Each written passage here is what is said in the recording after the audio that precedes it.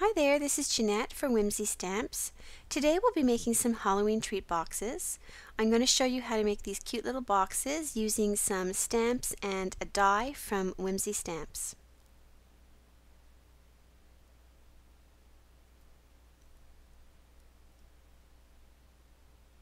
The first thing I did was I stamped the image Cat Witch on Neehah cardstock. I used Memento Tuxedo black ink. And I'll be using a combination of marker and pencil crayon. So the first thing I'm going to do is just sort of put a base color onto the cat, and I'm using C1 to do that. Then I want to add some cheek color, so I will pick up some R20 with my C00 and add that to the cheeks. And then I'll take the C00 and just blend that out. And then I went along the rest of the coloration and made sure I blended out any lines that were there from the C1 marker.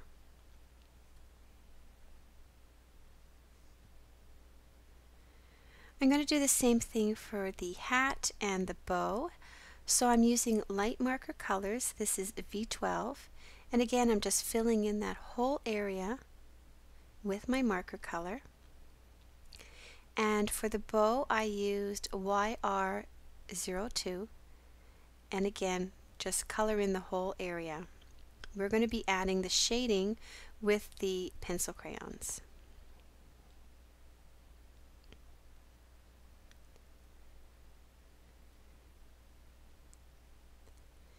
This is a Prismacolor pencil. It is the black, and I am going along the edges of the cat and drawing a dark line. Where there were sort of whiskers or some fur lines, I was careful to follow those lines. But really what you're doing is just tracing the edge of the image. And use a nice thick line because you want enough of that pencil crayon there so that it will dissolve when you add the OMS. So OMS is odorless mineral spirits. I use the brand Gamsol, but there are other brands. I know in Canada you can get it under the name Taltine or Taltine, but you can get it at some craft supply stores or art stores.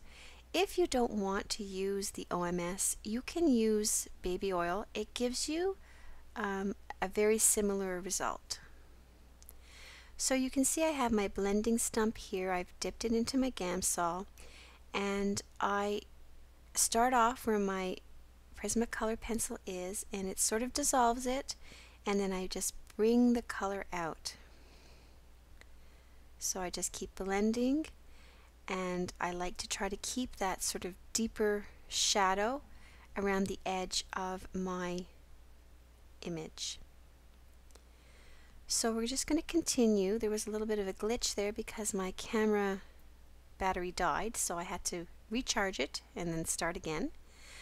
So again, I'm just dissolving the pencil and drawing the color up towards the center. If you have too much pencil on your blending stump, you can just sort of scribble it off on a piece of scrap paper and then continue.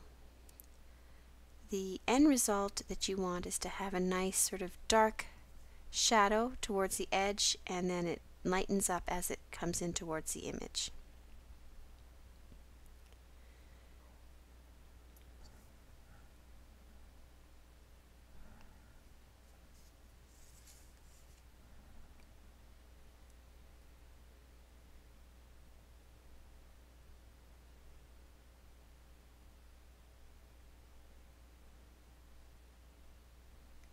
I wanted to darken this area up a little bit, so I just added a little bit more pencil and blended that out.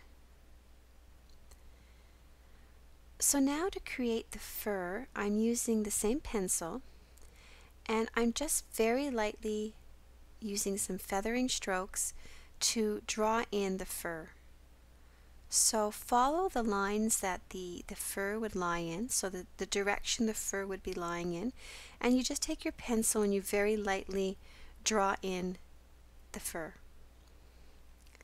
So here I'm just following the lines of the curve of the tail and up along the paws, and you get this nice sort of look of fur. So now I'm going to be using, instead of Prismacolor pencils, I'm using KOH-I-NOOR pencils. They're very similar. These pencils don't have the wood surrounding the color, but if you don't have these, you can just use a Prismacolor pencil. I just pulled these out because I haven't used them in a while. I bought them a long time ago, but I still see them in art supply stores. So I just followed the edge of the image with my pencil, and now I'm just blending it out. Now when I finished, I felt that there wasn't enough contrast, that the pencil actually was too similar in color to the Copic marker. So I found this other color, this is number 7, and I decided to deepen the shadow with this color. And this is a little bit more blue-violet, I guess. There's a little bit more blue in it, and I ended up really liking how that looked.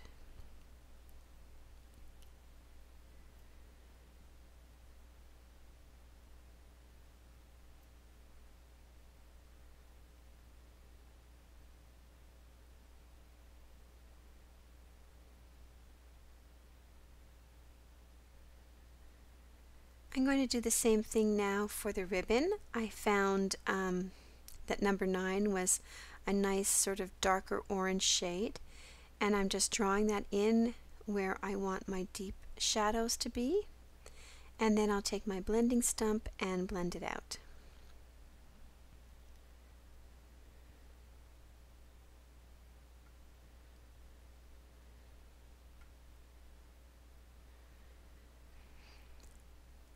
So I just usually put a few little touches on the faces to make them sort of a little brighter and to stand out more. So this is a white Sharpie poster paint pen. I added dots on the bow and highlights in the eye. And then this is a Wink of Stella black pen, and I'm just sort of redefining the eye and the spider with that. And I'll add a little more white to around his whiskers. And this is just a darker rose color that I decided to color the nose in. So now I'm just cutting it out. I am going to leave a little white border around the image and just cut right around it. You can see it all cut out here. Now we're going to work with the hats. This is the Witch Hat Sentiment stamp. And I just left everything together. I didn't cut out all the individual stamps. And I'm going to stamp it onto Canson watercolor paper with Ranger Archival black ink. And I am going to color them up using these Zig markers. This is something I just purchased, and I wanted to sort of give it a try. So this is violet. It's sort of a darker purple color. And I'm just going to trace around the edges with it.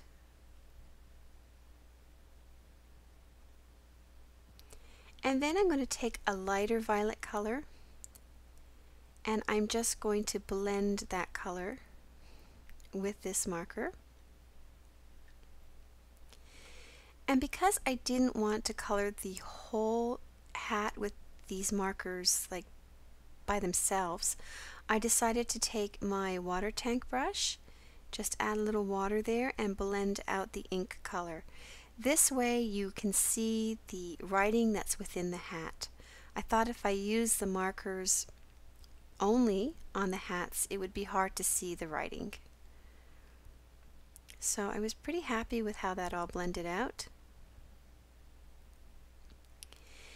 Then I took some different shades of sort of red and orange and did the same thing to this hat. So you can see I'm just tracing the edge and then taking a lighter color and blending the two colors together, and then taking my water brush and just blending the color towards the center. I have a paper towel here, so if I have too much color on my brush, I just wipe it off on the paper towel and continue.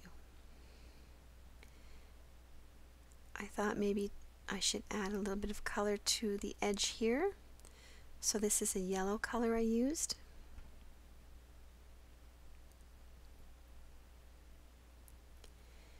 And then just wash your brush out a little bit before you move to the next color. This I used 2 different colors of green for this. And this is really quick and easy, I have to say. If you don't have these zig markers, no worries. You could use Copic markers, you could use the Prismacolor pencils, distress inks. You can use any color media to color these up. They're quick and easy to color. There was a little bit of a smudge of orange near one of the hats, so I just used a little bit of water on my brush and sort of wipe that away. Now I'm taking the witch hat die and I'm going to cut them out. I'll secure it with a little piece of post-it tape, and they're all cut out, and there is the cat. This is the treat box we'll be making. Here are the score line markings that you'll need to do on a 6x6 piece of paper. Score at 1, 2.5, 3.5, 5. Turn the paper and score at 1 and 5. Then I used a bone folder just to fold those lines very crisply. And then you'll take a pair of scissors and just cut up to the 1-inch score line. You can see how that looks there, and we'll do the same on the other side. And we'll be securing the 1st, 3rd, and 5th tab with some adhesive. I used some dots, and you'll just put them together like this. So it's quick and easy. Just sort of line them up, and then you have a little treat box. I took some pieces of thin ribbon in green and orange and tied them. Obviously my treat box is empty right now, but at Halloween time we'll be filling them up with some treats. And then I'll just secure one of the images I colored, again with some glue dots, right onto the top.